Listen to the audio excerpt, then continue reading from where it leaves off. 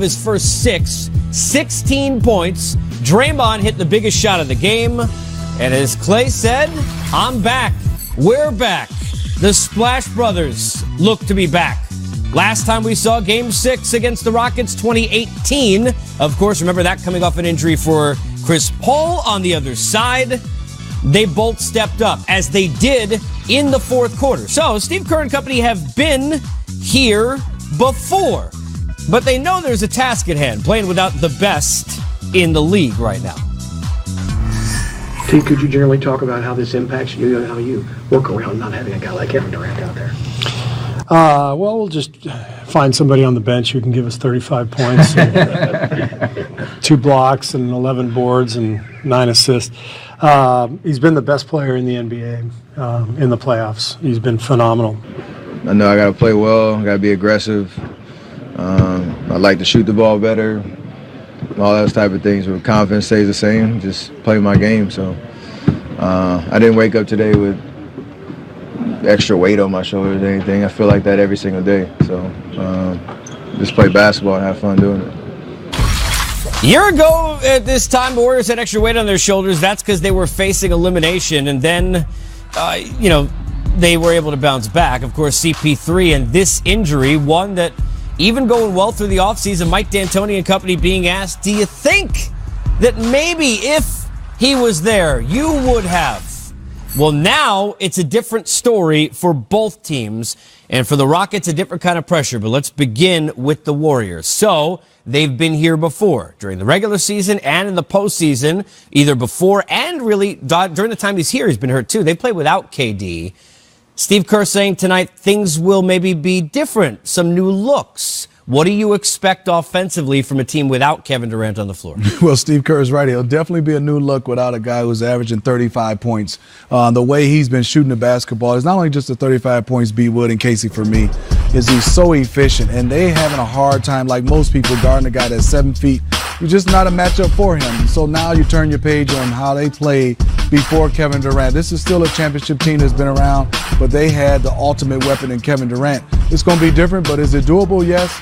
Now you step up and have more opportunities for Clay, more opportunities for Steph Curry, and you're okay with those guys. It's just now there's some guys that's not used to taking some of these shots that haven't taken them in a while. They have to step up now and knock down shots. They all seem to step up, B. Wood, in terms of not just their game, but even Andre Iguodala saying that Boogie Cousins was involved. Everybody kind of galvanizing each other. And then on the floor, we saw, Brennan, a far different Steph Curry hit 5 of his first 6 shots after KD went down. Well, Steph understands what time it is. This is a guy that is a 2-time MVP. This is a guy that has won 3 NBA titles. So when he saw KD go down, he understands he's the leader of this team. Even when KD's out there, he's still the leader. KD's their best player, but Steph is the leader, and leaders understand in these type of situations, you have to galvanize the team, you have to bring everybody together, and then you have to step up, take and make big-time shots. We know Steph Curry can do that. He's made them in the past, and he just has to get back now to being the old Steph Curry, who was a little bit more aggressive. Steph dialed his game back slightly because he needed KD to fit in. He wanted KD to feel comfortable. Now that KD's there, he has to go back to 2015 Steph Curry, bombs away, letting it fly, getting it done from all angles. And look, sometimes great competitors, when they're challenged, they rise. Draymond hit the big shot. We talk about what Clay did afterwards and the defense and some of those plays. But the last time we saw Steph without KD, it was the different, more aggressive, the ball in his hands and playing off of what he does. We look back a couple of years ago. Take us through, Smitty, the last time in a playoff situation against Cleveland without KD. It's all what we've been seeing, and also what B. Wood said. It's a total different step because of a Kevin Durant, and rightfully so. But this is the old Steph, and let's watch here. Has the basketball. You see Draymond Green comes up, set the screen. Let's watch, freeze it. Draymond Green is not swinging it to anybody else. He's not looking to shoot. He swings it over. You see it's intercepted by Patrick McCall. This is the way they're going to be played. And I'm talking about usage inside of a half court. Andre Iguodala, B. Wood, he never looks at the rim. Did he have a layup? Had a layup, but he kicks it out to Steph. And now you see he kicks it out to Klay Thompson. These two guys. And what I mean by that is, and B. Wood, it used to be Steph Curry bringing it up, doesn't have a shot, kicks it to Draymond Iguodala, dribble handoff, runs off. He doesn't have it. He'll dribble. And he'll dribble around until they find him.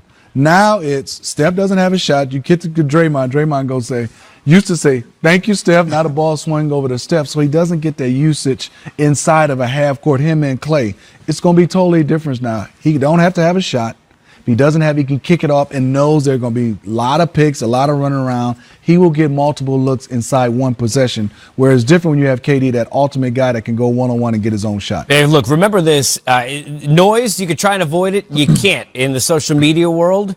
And these guys know they've been talked about as the team with KD leading the way, as if maybe some people forgot, Brendan, what they're capable of. One of the things we saw in that highlight, and that's even better ball movement that we've seen to a certain extent than even in the best of times during this KD run, because you can't just rely on him as a fail-safe. Do you expect the offense to see more movement in general without Durant on the floor? I think that's the way they have to play. I think there's definitely going to be a lot more ball movement. I think there's going to be a lot more pin downs, baseline screens. We're going to see Steph and Clay getting back to what they used to do, which is come down, look for their shot, like Steve just said, and then if they don't have it, guess what? We're going to go off of screens. There's going to be dribble handoff, but there's going to be a lot of guys looking to get Steph and Clay involved, whether it's off pin downs, whether it's off curl screens, but we're going to see a lot of ball movement, a lot of body movement, because that's who the Golden State Warriors were before Kevin Durant got there. This was a team that moved the ball better than anybody else in the league, and when they had those high assist nights, you really couldn't keep up with them.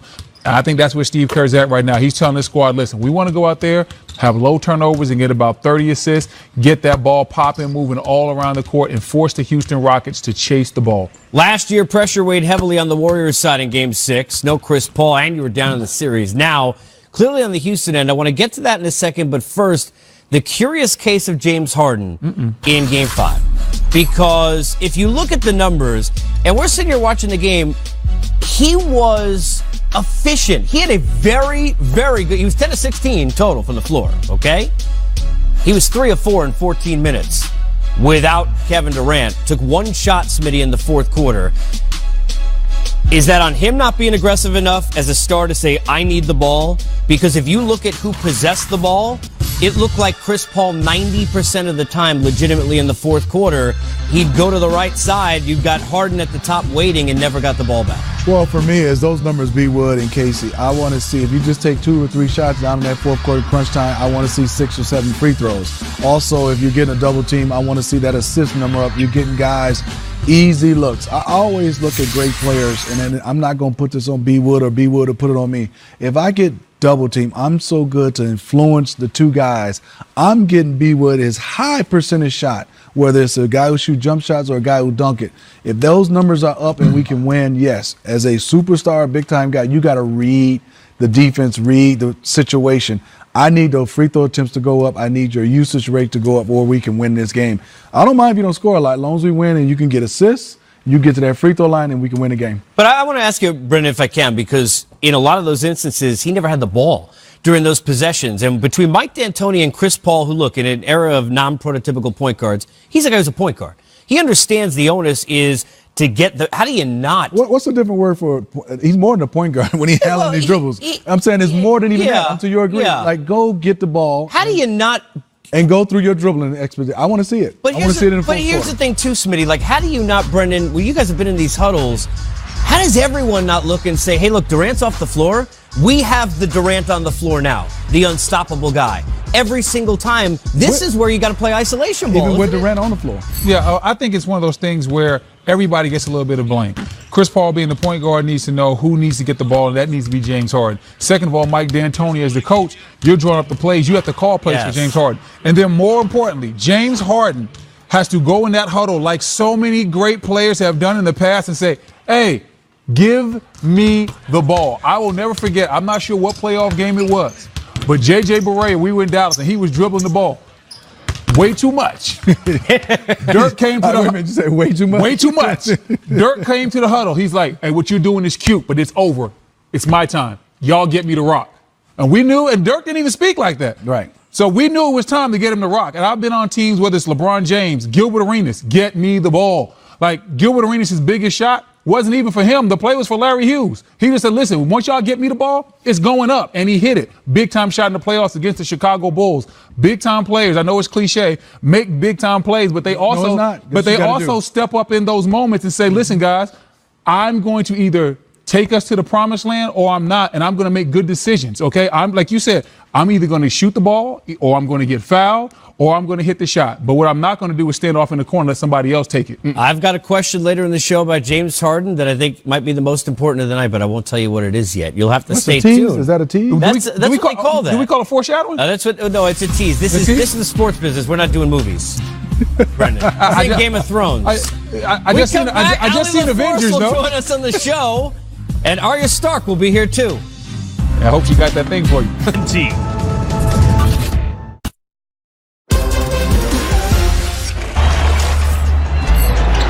It's Durant with Shumpert defending, and Kevin Durant laces one through. And he's hurt. He is holding on to his right Achilles. As soon as he made that shot, he started Look at limping. this. Look at this. He goes to the locker room, and this is a major story. Anytime you see something non-contact like that, it's scary. During the timeout, we all looked at each other, and there were a couple smiles in terms of like what that meant for us as a team and the guys that were going to need to step up in those moments. There's a three. Big shot by Steph Curry. That's 5 quick ones for Curry, who has struggled all evening. I think when Kevin went out, I think Steph just went into a different mindset. Curry defended by Capella with a three. Good! What a shot by Curry. Reminded me of 4 or 5 years ago before we had Kevin. He doesn't have as big of a burden on his shoulders now, but he's fully capable of taking on that burden when necessary, and tonight was necessary in the fourth quarter. Since Durant left with the right calf strain, score is even 23-23. Green tees up a three. Here's this guy from goal. Thompson three. You lose your best player, it's deflating, but you got a lot of competitors on this team who play great hard. But I think we did a great job of kind of fighting through that and doing whatever we needed to do to put ourselves in position to win the game. To Thompson, hemmed in, stapled in, threw the ball away, loose and picked up by Looney into Thompson. The hesitation in the two. You know, they hit bigger shots probably than we did. They did their part. It was just, again, a few loose balls, a few rebounds. We just didn't come up with, which we have been, and we got to come up with it. The Warriors go up 3 games to 2. Well, you look at the top 5 scorers in the 2019 playoffs at the front end, and he's been, as Steve Kerr said many times the last few days, the best player in the NBA right now. Kevin Durant over 34 plus a game. So KD is not there. It's been the big question. A couple moments ago, Steve Kerr again was asked, so who is going to start instead? Who starts in place of Kevin Durant? I'm not telling. I'm not required to by league rules, so. All right, so as we bring in Allie LaForce, who is part of the broadcast, Allie, we're getting Belichicked. Do we know anything about who might be starting, or do we just wait to see when they come out of the tunnel who ends up looking like they're going on the court first? Listen, you guys know I'm all about team media, but if I was Steve Kerr, I wouldn't tell anybody who was starting either. But can you add any more intrigue to this game? I mean, think about the defending champs who have showed all the confidence in the world all series long. They're not telling who's in their starting lineup because for the mere chance that Houston could find out and make a last-minute adjustment, it shows you just the pressure and what's on the line in this game, especially for the fact that every game this series has been decided by 2 possessions or less. So none of us know who's going to be starting in this game. My best guess after watching this entire series closely would be Kevon Looney. He played 22 minutes last game. He had 9 rebounds, 5 of them were offensive. He isn't a guy that's going to go out there and get you a bunch of points, but when he does shoot, he's extremely efficient at it. So it's a safe move, especially with Capella starting for Houston. Then when Houston does its small ball rotation, Golden State can continue to adjust. But certainly we've talked about the lack of depth on the bench for Golden State all season long. The pressure will be on for that bench unit, who is a minus 42 for this series. When you look at their contributions, they're only averaging, I think, 10 total points per game. So pressure on the bench, pressure on Steph, pressure on Clay. The intrigue of this game just continues to build. Yeah, those bench numbers not good, and Lou Williams doesn't play for the Rockets anymore, so that's not good, minus 42. I do want to ask you about this, though, because it seemed like the fortitude was there for the core to prove that they were going to rise to the challenge. Steph talking about, which we just replayed, that there were some smiles when we realized looking at each other that we were going to have to get this done. Is that the attitude that you're seeing now a couple of days later here for Game 6? It is. It's such an interesting conversation because I don't believe for one moment that Steph Curry or any of Kevin Durant's teammates are happy that he got hurt. I think when you get to this elite of a level and you're all professionals and you see all the hard work that goes into this game, no one would ever celebrate an injury. But at the same time, Steph has been shooting 26% from three in this series. The best moment that he's had all series was when Kevin Durant got hurt. It's about a flow and a rhythm to the offense and getting Clay and Steph going when they've certainly had their shooting woes this series. And I think it's also a little bit of a pride factor. If we won a championship without Kevin Durant, yes, it was awesome to get the best player in the world, but just because, well, potentially that's up for debate, obviously. But when you get a player like Kevin Durant, it doesn't necessarily make things easier. And that's an assumption that a casual basketball fan would make, that adding Kevin Durant would make things easier. Certainly, it's awesome and anyone would welcome him on their team, but at the same time, so many challenges with how to share the basketball and the flow of the offense, and they'll get to go back to the way that they were used to playing without him and really prove that we've done this before and won a championship without him, and we can do it again. Allie, obviously a must-win in literal terms to continue this series, but do you get the feel being around the Rockets that they understand in some ways for the legacy of James Harden specifically, without KD there being at home, it may be much bigger than that even? Yeah, I mean, you can't possibly build this up anymore considering Houston's only excuse for not beating Golden State last season was the fact that Chris Paul was injured. He's healthy now, and arguably the best player on Golden State's team is hurt, and Kevin Durant. Again, you can argue that if it's him or Steph Curry, but the excuses are no more. They've played outstanding at home, and that's where the confidence really comes from. They've been shooting lights out on their home court. I think the confidence will waver if they have to go back to Golden State, but if there's a time that they believe that they can do it, it's now with a hurt Kevin Durant on their home court. Going to be a great atmosphere, and either way, we're going to have a heck of a story when this one is done. Allie, appreciate the time. Thank you so much for the report.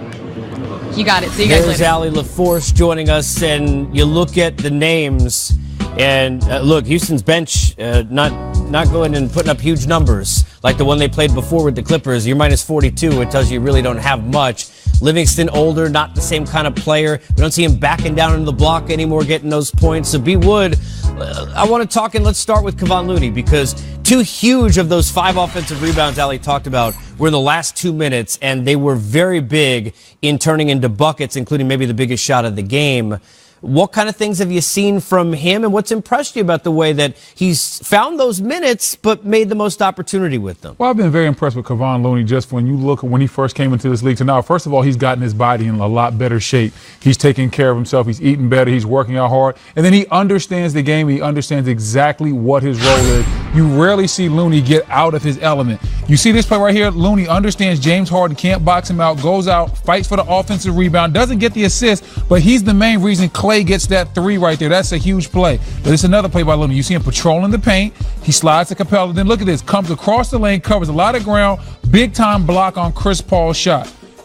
This to me might be the biggest play of the game. It's a loose ball. Anybody can get it. Who comes up with it? Kevon Looney, and then he has the wherewithal to get the assist to Klay Thompson to get the layup that sealed the deal.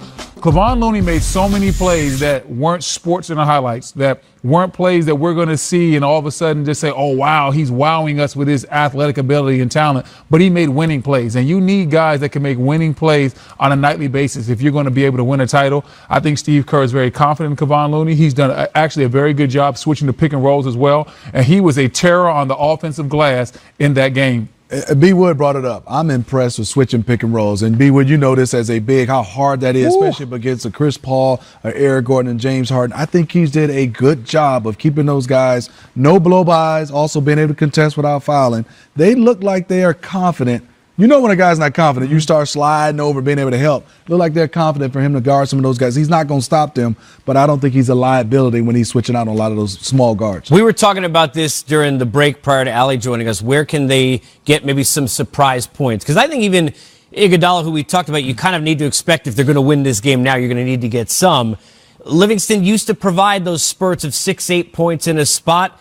Is he still capable? But now we see a floater. We don't see as much of a back down. Jordan Bell, who used to be an active guy on the boards, create extra shots, has been in the doghouse, even though he's been active. It's a question. Their depth not as deep as it used to be. No, it's not. But I also think you might go back to the old Warriors. You see more isolation plays for Sean Livingston. You see more plays where you have a guy like Alfonso McKinney being able to knock down shots. When I look for Jordan Bell, I've been looking for Jordan Bell all year. I don't know if it'll happen in this game. Nah, it ain't going to happen. Active, and I don't think it's happening.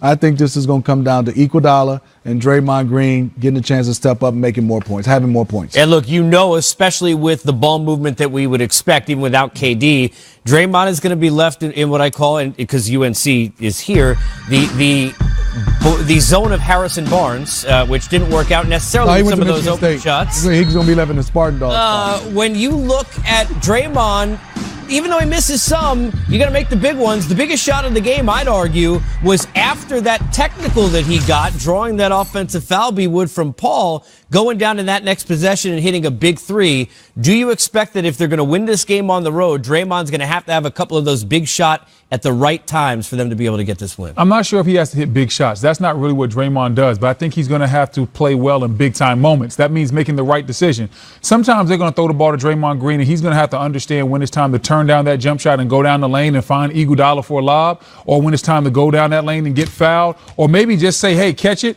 and a quick dribble handoff right back to Steph or Clay, because he understands that shot making isn't really his forte. Shooting around, I think, under 20% from three in the playoffs from behind the three-point line. So that's not what he does well. He'll take the shots and he'll hit a couple from time to time, but that's not Draymond's strength. Draymond's strength is that he's a jack of all trades. He's a guy that gives you a little bit of defense, a little bit of assist, a lot of rebounding, a lot of heart, energy, toughness, and grit. So I don't worry about Draymond behind the three-point line, because when he's hitting threes, that's a bonus. I would look for the Rockets to try to force him into being a shooter. But Draymond is a smart player. He understands the weaknesses in his game. Look what he's working on right there in that clip. He's working on the mid-range floaters, because guess what? That is probably a better shot for him than actually shooting spot up three. So look for Draymond to mix it up and really put his fingerprints all over this game plan. Real quick, look at the video we showed of Biggs in that segment, the aggression of Looney.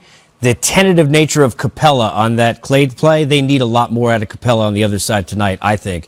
He's been sick, he hasn't been good. They need more. We'll see whether or not the Rockets can get enough. Hey, game sevens and a number 7. Part of it. So how about, speaking of a guy who was sick, Joel Embiid and the Sixers? Raptors try to get to the conference finals for the second time in franchise history, but they have to go through the city of brotherly love. Butler gets around McCaw, jumps, and hits off the glass. Butler on the baseline.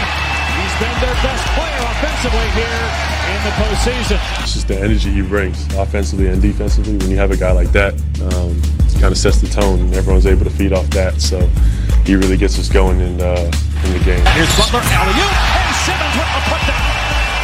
How good was that fake by Jimmy Butler? Butler's going to take this one, short, chases it down, is fouled, and he banks it in! A three-point chance for Jimmy Buckets. The way he started, even the way he ended the first half, he just stamped his authority and his skill package and his will. Pick whatever words you want. He was all over that game. Butler with a great play, steals it from Leonard on the other end, flies to the rim and lays it home with 4/10 of a second left. Jimmy Butler has taken over Game 6. I just came out aggressive, as they tell me to be all the time. I play to win. I think right now this is what I have to do in order to give us a great chance of winning.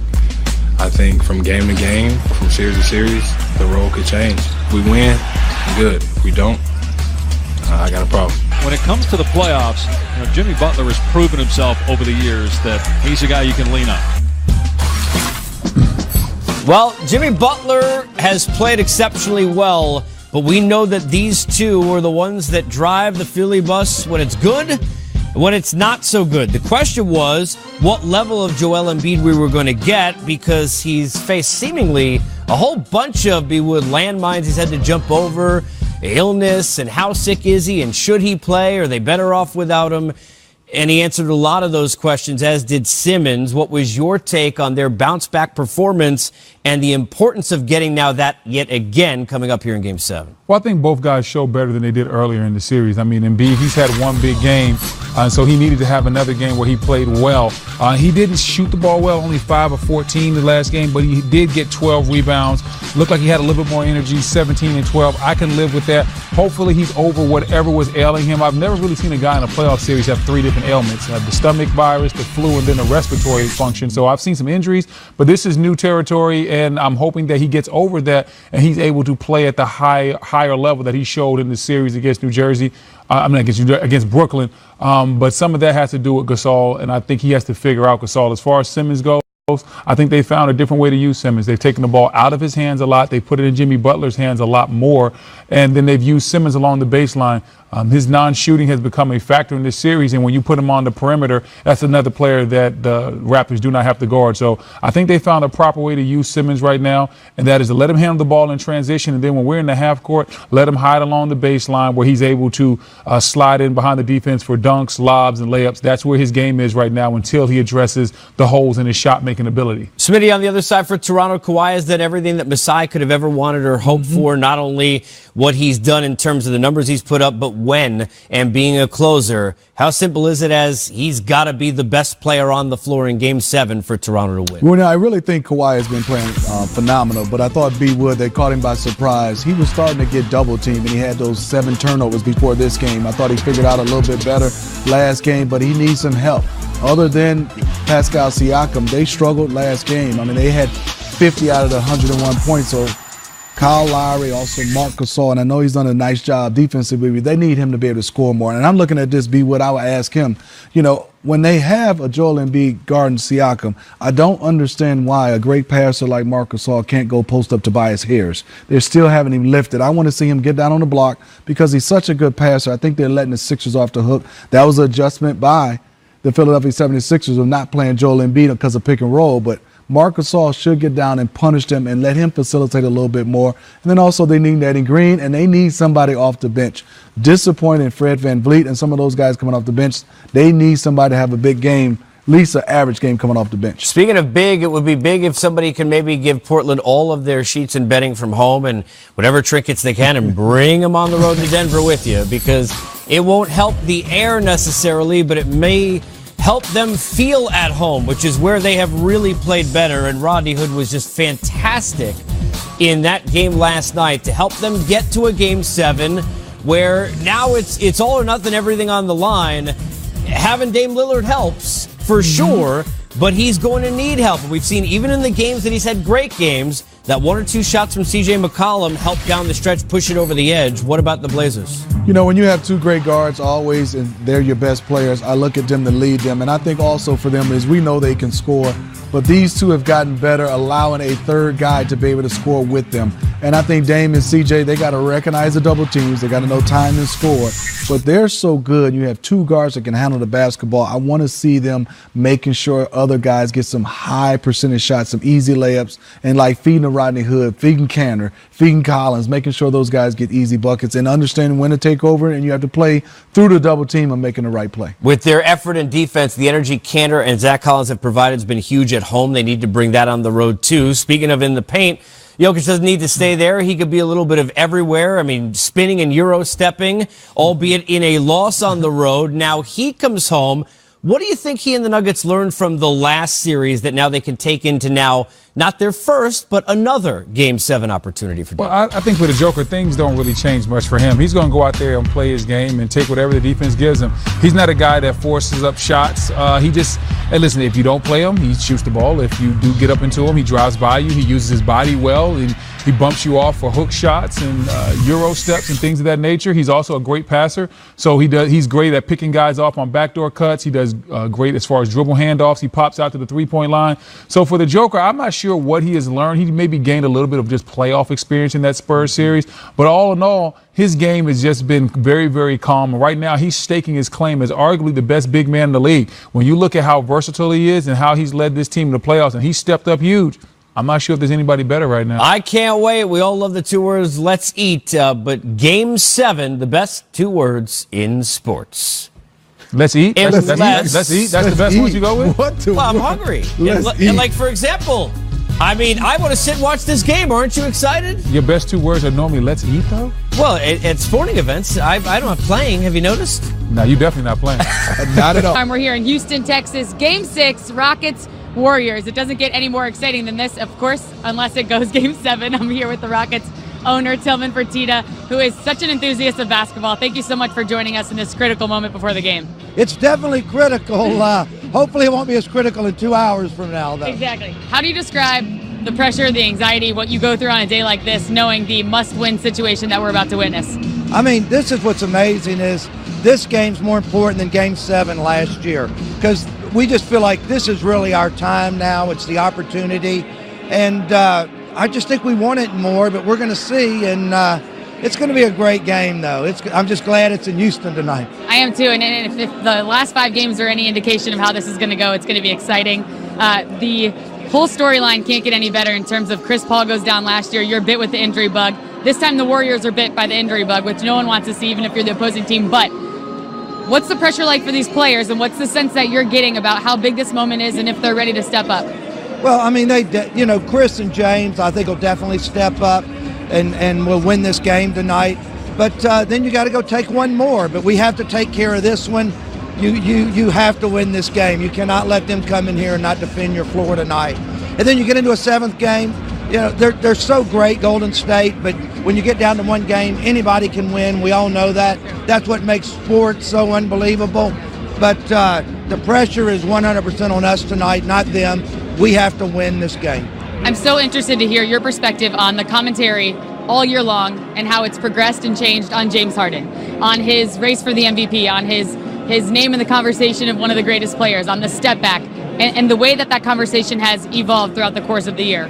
What's your thought? Well, I mean, what James did this year is unbelievable. He's the only guy that every year in the last 5 years is 1 or 2 in the MVP race, and that reason is because it's consistency.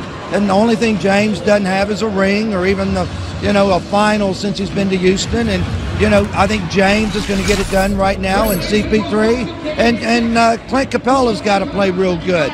PJ's doing well, Eric's doing well. But your big 3 have got to step up, and I think they will tonight. They're great players, and believe me, nobody wants it more than Chris Paul and James Harden. Well, Tillman, thanks so much for your time. Enjoy the game. Try to take a deep breath. Casey, guys. Thanks, guys. All right, Allie, thank you very much. Obviously, a lot of nerves there for those who are in charge of the Rockets on the brink of elimination, and there have been nerves in the past. We all remember that Game 6. Means a lot of good things for a lot of folks in different sports, not for Harden in the one against San Antonio. And I want to start with James. Fair or unfair, this is the world that we live in. MVP last year, probably finished 2nd at worst this year. I'll start with you, Brendan. Does James Harden have to win this game tonight and play well to not have his legacy of all of that damaged by one night? Yes, James Harden definitely has to win tonight. When you look at this Golden State team being down Kevin Durant, James Harden having the year that he had last year and this year, he's had great regular seasons, but he's had a lot of moments in the playoffs that have left us kind of mystified. He had some mishaps in OKC in the finals. Then you go back to Houston against the Spurs, where he kind of got missing in that closeout game. And then last year, he didn't shoot the ball well in the closeout game also. So James Harden, this game is big for his legacy. He has to come out there, play well, and win the game. That's the biggest thing. He has to be a guy that steps up and plays well and wins the game, or else people are going to notice him as a guy that's just known as playing well in the regular season, and he's too good of a player for that. He doesn't want to be known as just that. This is a big-time moment for James. Smitty? Totally agree. He has to come out, play well, win this game, and also play well and win the next game. He's not off the hook just for this game. I think also with Game 7, especially if Kevin Durant, well, it looks like he won't be playing anymore in this series, they need to win this game. With no Durant, he's by far the best player on the floor, I would say right now, the way he's playing the last 2 years. He must will this team to this win, and that's what he has to do for his legacy. That's what the big players do. They do it, and they win it in playoff time. And going back to Mr. Fertitta, the question after the game, if they don't win, will be where in the world do they go from here? We know where we go. That's back into the way back, but not that far back to where B. Wood was with the Cavaliers trying to work defensively on a team that didn't have a guy like Kevin Durant, but still were pretty darn good. What kind of things were you doing to put the Splash Brothers in spots that were best for you defensively as a team? Well, in 2015, Tyrone Lue way back then was an assistant coach, and he was in charge of the defense. And he realized that the Splash Brothers were too good as far as coming off of screens, pin downs, and ball screens. We could not let them get good, clean looks. So our whole focus was to trap Steph and Klay no matter where they were on the court. And we would even leave some guys wide open because we didn't care. You see this trap right here? Look at Mozgov. Nice early trap. Throw back to Draymond Green. A little bit raggedy of a play. Mozgov once again backing off Draymond, daring him to shoot. Soon as Steph catches the ball, another screen, immediate trap. No. We're not trapping and getting back. We're trapping and forcing Steph Curry and Klay Thompson to get rid of the ball. Then you see LeBron James out in transition. Once again, you have Steph with the ball. Here's a screen. Doesn't matter. Make him give it up. Force Iguodala, force Draymond Green, force whoever else is on that weak side to beat you with their jump shot. This team is devoid of shooting outside of those two players. Another big-time trap. Then you rotate over. That's Festus Ezeli inside trying to get the score right there. But the fact of the matter is, whenever somebody has the ball, you want to slough off of them and give help. And then whenever Klay or Steph come off of a ball screen, you want to trap it and get the ball out of their hands. Force other guys to beat you. That will be the theme of the night for the Houston Rockets. That should be the defensive strategy. Force other players besides Steph and Klay to beat you. I want all ball screens should be trapped. You should be living and dying with the results of guys like Draymond, Iguodala, Sean Livingston on the weak side, because we know that Steph and Klay are good enough to beat you with their jump shots. We've got a show that we did during the offseason, What If? What if Boogie were still here? We forget. They need him. Imagine if they still had him. It would have been, who knew it would have been the difference it was. You want to go way back, Machine? It has been way too long since the Friday. Big man himself. When I saw him cross Scotty up, I had to step. And he actually threw it up too high. I had to pull them wings out. Story time with Shaq. Tomorrow at 10 p.m. Eastern on NBA TV. It is game time, and it is time. The reunion. Friday Night Live, the crew back in the house. Back with my boys. I'm not to talk to the corner office. Do they not think there are plays under the rim in the postseason? We haven't been covering the postseason. We haven't done it because the band hasn't been together. Well, come on, man. So we're back. You ready? I'm ready. Casey, B. Wood, you ready? I've been ready. Go. Let's go. Let's start that giant hat in this graphic. No, I'm not going to have you in a giant hat. You know Torrance. Let's see what he pulled up. Nah, making sure Torrance, he started off right now. We're going in. But next year, we get to pick what we want to wear. Oh, geez. All right, you ready? What we got here? Well, that's a little bit of James Harden just to really start it off. This is James Harden just kind of getting ready. Hit the screen? He is. I'm just getting everybody loose. This is for B. Wood. Watch the big Oh, not through the 5-hole. I see you, Joker. Hey, Joker, look at this trickeration right here. Bill Buckner. Look at this trickeration right here. Come on now. Casey, come on, man. That's Bill Buckner in 86. Okay. That's number 5, the Joker. Man, you number 4. Does this count, B. Wood? Yeah. Okay, it counts. Okay, Jamal Murray. Hey, it counts in basketball. It counts in horse, too. That's a tough shot. It. Try it again. Young fella's been playing well. Never a bad shot if it goes in. Not at all. Unless I wanted to make sure it counted. Okay, now we get a little heated up. Number 3, we're getting there to the guy in yonder. B. Wood, I thought he was going to try to dunk this. Oh, I thought he was too, but then the double clutch brought it down, double clutched it. He is starting to get that feel. Look how long he's in the air. He is, and look at Drummond. Man. I know he thought he was about to try to dunk this, and doesn't come down, go back up, and he was still around the backboard. Jordan. Chico. Oh, there you go. Jordan. Uh-oh. There you go with the Jordan, and even Drummond said, what happened? He's in Cancun right now. All right, but number 2, Smart Dog. Nobody from Carolina can do that, but that's okay, B. Wood. I'm not even going to hate right here because, man, Gary Harris put the extra sauce on that one. That's saucy. Ooh, that's English. Dude, I like this play. How many guys have made great plays? You put Sparty at number 2. Number 1 better be very good. Man, you look at the extra English he put on that case. A little bit of a spin. Hey, man, look at how he follows you. Hey, quick, stop hating, man. Look how he just follows you. Number 1. Like a lost puppy. Well, come on, I got to have this number 1 case. Same time. You agree? Yeah. I always call him Bruce Lee. Set him up. Come on, Paul George. You see the shot clock? No, we don't. Move up. Are we getting a wave? We got to get a wave. Bye. Nice. Bye-bye. Grand opening, grand closing. B. Wood. OKC did a lot of talking, couldn't back it up. B. Wood, I was in Toronto watching this game. I went crazy. If he would have rocked the baby, I would have tore up the bar. Dame took him to step back tech right there. I see you, Dame. Stepping back on him. Whoa, easy. That was a little different. Dude, my favorite part of that was when he said, which is cold, he said, They talked a lot when they won 1 game. We wanted to win 4. I mean, that's mic drop, walk off stage. Oh, he did. That was right after Paul George sat Bye-bye. next to Russ and said that was a bad shot. Yeah. It's okay. Paul was a little salty. He was hurting. He was a little salty. Okay. Don't be trying to come between us. Speaking of salty, the protest. Is that Clipper Darrell? People, you'll be scared. Don't go anywhere. Is that Clipper Darrell?